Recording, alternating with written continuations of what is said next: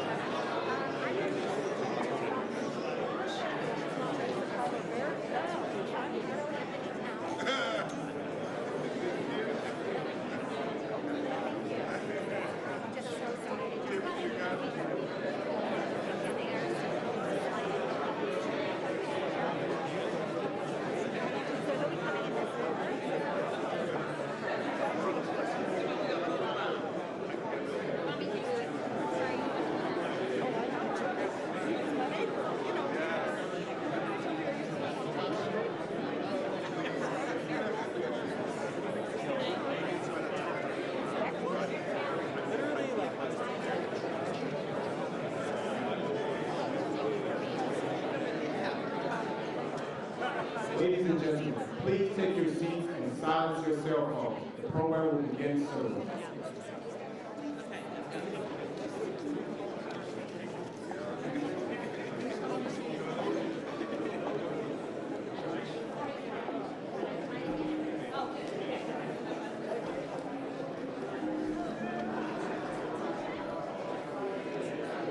She's not trying to look at me.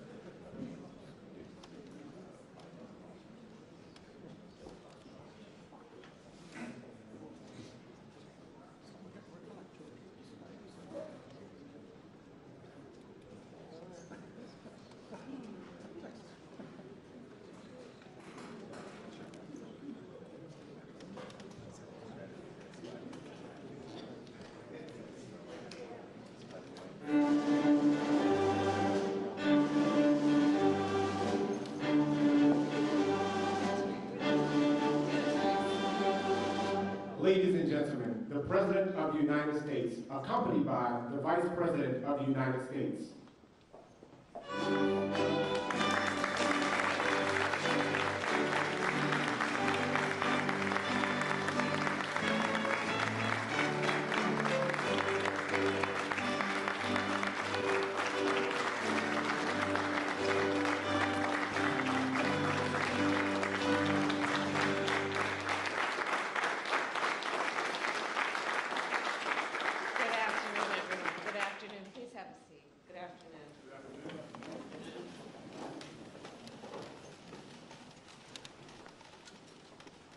President Joe Biden, members of our cabinet, members of Congress, community leaders, law enforcement officials.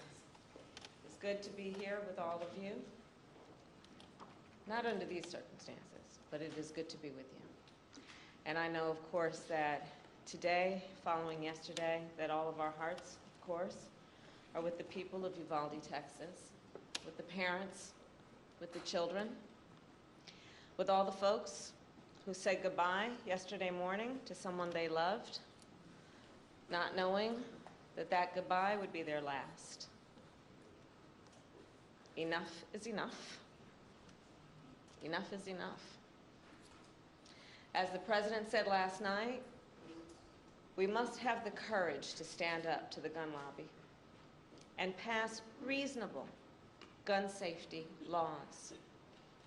We must work together to create an America where everyone feels safe in their community, where children feel safe in their schools. And of course, that responsibility that we collectively have to ensure that all people feel safe in their community is what brings us together today. It is an honor to be joined by the families of George Floyd, Breonna Taylor, and many others. And I've met many of you before, and many times. And many others I am meeting for the first time. I am moved, as always, by your courage. You have felt so much pain, and you have endured unimaginable grief. You have experienced the anguish of losing someone you love and cherish.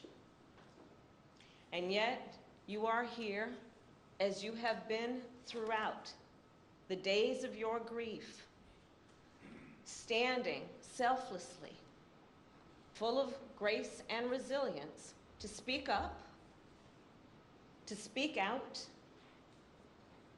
often against odds, great odds, to fight for a world where no one has to experience what you have been through. Your loved ones should be with us today. You should not have to mourn. You should never have had to mourn in order for our nation to feel your pain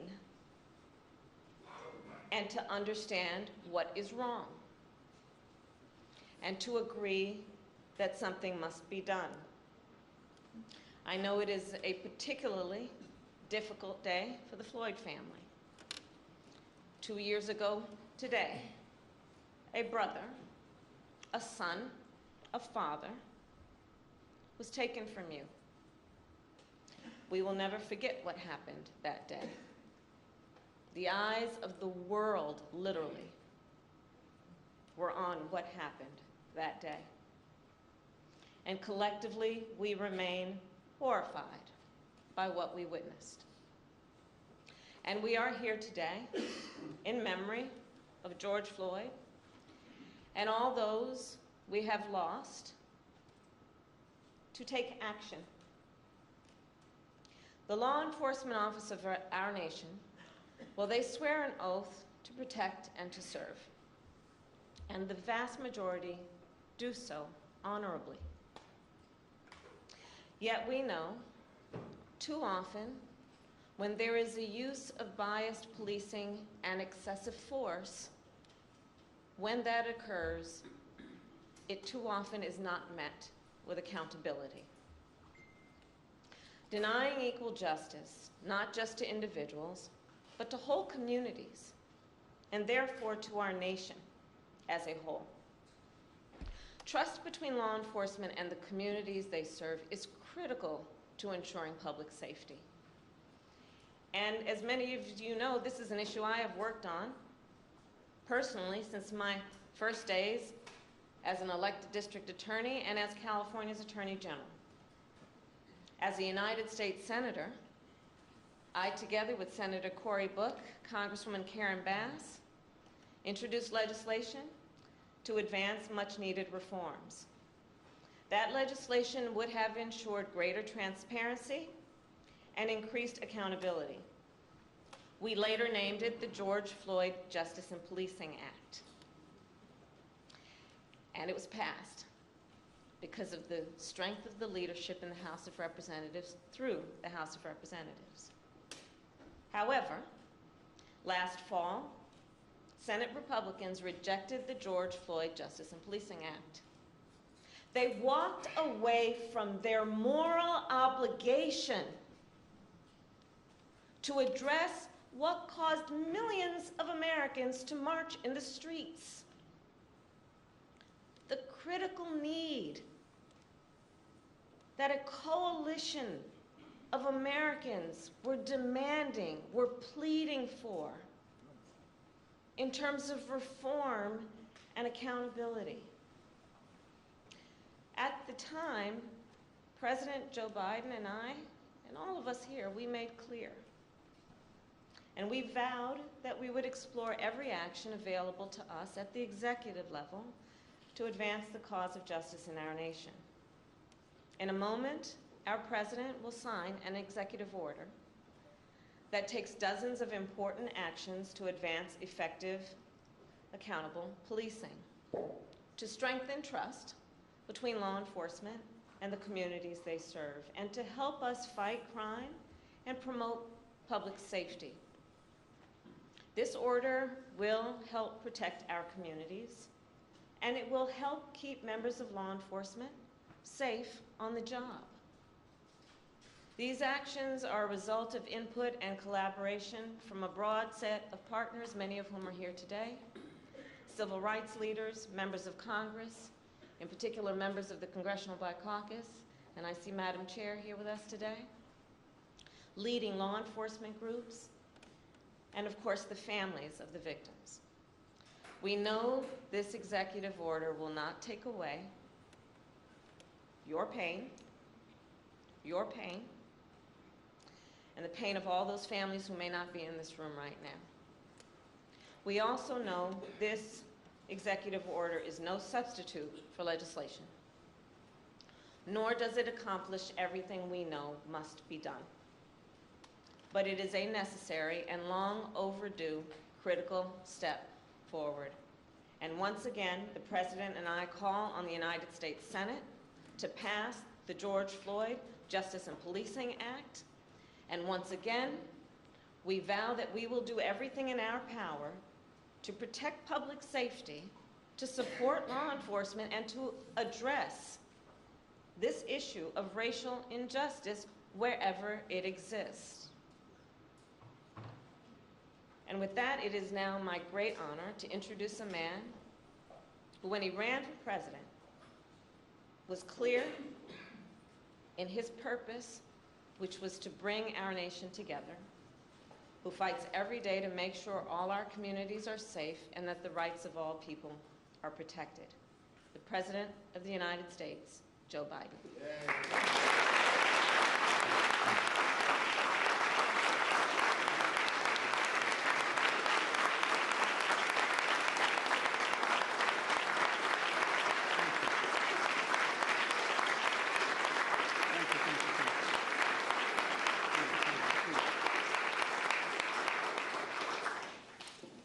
Thank you all.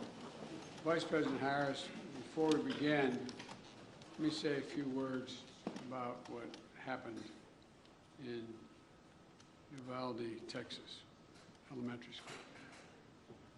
Since I spoke last night, the confirmed death toll has tragically climbed including another teacher and three more students. Jill and I will be traveling to Texas in the coming days to meet with the families and let them know we have a sense, just a sense of their pain, and hopefully bring some little comfort to the community in shock, in grief, and in trauma. As a nation, I think we all must be there for them, everyone. And we must ask, when in God's name will we do what needs to be done to, if not completely stop, fundamentally change the amount of the carnage that goes on in this country? To state the obvious, and Corey and a lot of other people here, I'm sick and tired. I'm just sick and tired of what's going on and continues to go on. I spent my career as chairman of the Judiciary Committee and as vice president working for common sense gun reforms. As I said, as a senator and a vice president. While they clearly will not prevent every tragedy, we know certain ones will have significant impact and have no negative impact on the Second Amendment. Second Amendment is not absolute. When it was passed, you couldn't own a cannon. You couldn't own certain kinds of weapons. It's just always been limitations. But guess what? These actions we've taken before, they saved lives. They can do it again. The idea that an 18-year-old can walk into a store and buy weapons of war designed and marketed to kill is, I think, just wrong. It just violates common sense. Even the manufacturer, the inventor of that weapon, thought that as well. You know, where's the backbone? Where's the courage to stand up to a very powerful lobby? But here's one modest step. The federal agency that measures and ensures that gun laws are enforced and the Second Amendment is abided by, the Bureau of Alcohol, Tobacco, and Firearms Explosives, the AFT, has not had a Senate confirmation leader for 7 years because of these disputes. For 7 years, been out without anyone in charge. I nominated a supremely qualified former prosecutor who has broad bipartisan support from law enforcement and the community overall. His hearing was held earlier today, I should say. The Senate should confirm and without delay, without excuse, send the nomination to my desk. It's time for action. We're here today for the same purpose, to come together and say enough, to act. We must. Vice President Harris and members of the cabinet, members of the Congress, civil rights leaders, law enforcement officers and officials, distinguished guests, especially the families missing a piece of their soul, including the family sitting in front of me and the beautiful young girl who told me my daddy's going to change history. And he will, honey. He will. They've lost a piece of their soul 2 years ago as well. You know, I know events remembering your loved ones, even though they're met with great reverence, are really hard. Everything's come back as if it was happening yesterday. But in your own ways, you've each of you, whose family's been victimized, have summoned the courage to find purpose through your pain, to stir justice that's been too long dormant, and to give hope while in need of hope yourself. That's why the executive order I'll be signing today is so important in my view. It's a measure of what we can do together to heal the very soul of this nation, to address profound fear and trauma, exhaustion, that particularly Black Americans have experienced for generations, and to channel that private pain and public outrage into a rare mark of progress for years to come. 2 summers ago, in the middle of the pandemic, we saw protests across the nation, the likes of which you hadn't seen since the 1960s. They unified people of every race and generation. Athletes and sports leagues boycotted and postponed games. Companies and workers proclaimed Black Lives Matter. Students staged solidarity walkouts. From Europe to the Middle East to Asia to Australia, people saw their own fight for justice and equality, what we were trying to do. The message is clear. Enough. Just enough. Look, almost a year later.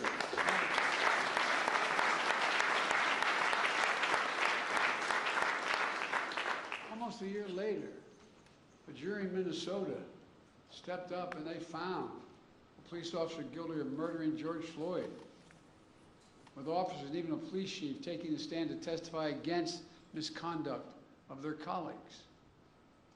I don't know any good cop who likes a bad cop. But for many people, including many families here, such accountability is all too rare. That's why I promised as president I would do everything in my power to enact meaningful police reform that is real and lasting. That's why I called on Congress to pass the George Floyd Justice and Policing Act. The Senate's in my desk. So I'm asked why I haven't done this executive order earlier. If I'd done it, I was worried it would undercut the effort to get the law passed. This is a call to action based on a basic truth. Public trust, as any cop will tell you, is the foundation of public safety. If they're not trusted, the population doesn't contribute, doesn't cooperate. Two sides of the same coin, inextricably linked. And the principles of fairness and equal justice are at the core of each of them. For the wheels of justice are propelled by the confidence that people have in their system of justice. Without that confidence, crimes will go unreported. Witness fear to come forward. Cases go unsolved. Victims suffer in isolation, while perpetrators remain free. And ironically, police are put in greater danger. Justice goes undelivered. Without public trust, law enforcement can't do its job of serving and protecting all of our communities. But as we've seen all too often, public trust is frayed and broken, and that undermines public safety. For the families here today and across the country who've had to ask why this nation, why so many Black Americans wake up knowing they could lose their life in the course of just living their life today. Simply jogging, shopping, sleeping at home. Whether they made headlines or not, lost souls gone too soon. Members of Congress, including many here today like Senator Cory Booker and Congressman Karen Bass, alongside members of the Congressional Black Caucus, House and Senate Judiciary Committees, spent countless hours on the George Floyd Justice and Policing Act to find a better answer to that question. I sincerely thank you all for your tireless efforts, but they're not over.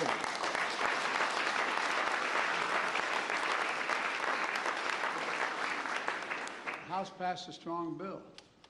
It failed in the Senate, where our Republican colleagues opposed any meaningful reform. So we got to work on this executive order. It was grounded in key elements of the Justice and Policing Act. It reflects inputs of a broad coalition represented here today. Families courageously shared their perspectives on what happened to their loved ones and what we could do to make sure it doesn't happen to somebody else. Civil rights groups and their leaders of every generation who've given their heart and soul to this work provided critical insights and perspectives. The executive order also benefits from the valuable inputs of law enforcement who put their lives on the line every single day to serve. Now let me say, there are those who seek to drive a wedge between law enforcement and the people they serve. Those who peddle the fiction of public trust and public safety are in opposition to one another. We know that's not true, but it occurs. I believe the vast majority of Americans want the same thing: trust, safety, and accountability. The vast majority of law enforcement risk their lives every day to do the right thing. Their families wait for that phone call every time they put on that shield. Just yesterday in Uvalde, brave local officers of Border Patrol agents intervened to save as many children as they could. Here today, I want to especially thank the International Association of Chiefs of Police, Fraternal Order of Police, as well as the National Organization of Black Law Enforcement Executives, the Federal Law Enforcement Association, the Police Executive Research Forum, Major Cities Chiefs Association, and others who stepped up and endorsed what we're talking about today. As divided as this nation can feel, today we're showing the strength of our unity. It matters. This executive order is going to deliver the most significant police reform in decades. It applies directly under law to only 100,000 federal law enforcement officers, all the federal law enforcement officers. And though federal incentives and best practices that are attached to it, we expect the order to have significant impact on state and local law enforcement agencies as well. Here are the key parts. First, the executive order promotes accountability. It creates a new national law enforcement accountability database to track records of misconduct so that an officer can't hide the misconduct. It strengthens the pattern and practice investigation to address systematic misconduct in some departments. It mandates all federal agents wear and activate body cameras while on patrol. Second, the executive order raises standards, bans chokeholds, restricts no-knock warrants, tightens use of force policies to emphasize de-escalation and duty to intervene to stop another officer from using executive force, just as occurred. It didn't occur, but people testified it didn't occur in George Floyd's case. And third, the executive order modernizes policing. It calls for a fresh approach to recruit, train, promote, and retrain law enforcement that's tied to advancing public safety and public trust. Right now, we don't systematically collect data, for instance, on instances of police use of force. This executive order is going to improve that data collection. There's a lot more as well. The bottom line of the executive order includes reforms that have long been talked about or are finally implemented at a federal level. And it comes at a critical time. By building trust, we can strengthen public safety, and we can more effectively fight crime in our communities. And we can do one more thing. We can show what's possible when we work together. Look, I know progress can be slow and frustrating. And there's a concern that the reckoning on race inspired 2 years ago is beginning to fade. But acting today, we're showing that our dear friend, the late John Lewis, Congressman, wrote in his final words after his final march for justice in July of 2020. He said, "Democracy is not a state, it is an act. Democracy is not a state, it's an act, an affirmative act." And today we're acting. We're showing that speaking out matters, being engaged matters, and that the work of our time, healing the soul of this nation, is ongoing and unfinished and requires all of us never to give up, always to keep the faith. I close with this. Over 2 years now, for over 2 years, we've gotten to know one another and pray with one another, not figuratively, literally.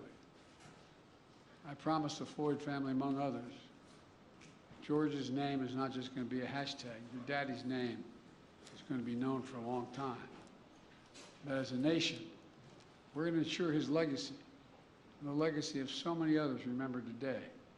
It's not about their death, but what we do in their memory that matters. The purpose. In just a few moments, I'm going to deliver on that promise when I sign the executive order. And Kamala and I will continue, along with our friends in Congress, to get meaningful police reform legislation to my desk as best we can, as quickly as we can, beyond what we're doing here, affecting states as well, directly. On this day, we're showing the America we know we're a great nation, because the vast majority of us are good people. And there's nothing beyond our capacity, nothing, when we act together as the United States of America. This is a start, a new start. May God bless you all. May God protect our forces. Now I'm going to go sign that executive order. Thank you.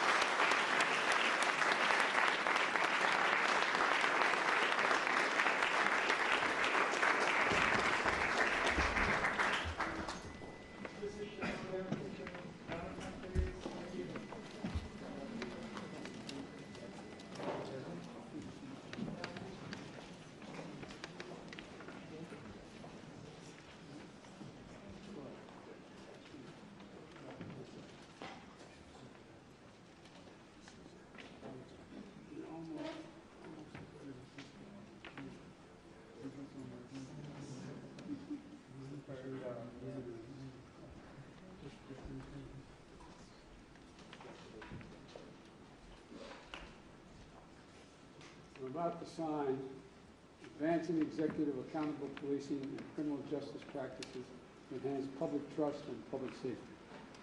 And since I only have one pen, you're all going to get a copy of this. I don't have to do one stroke at a time with each pen.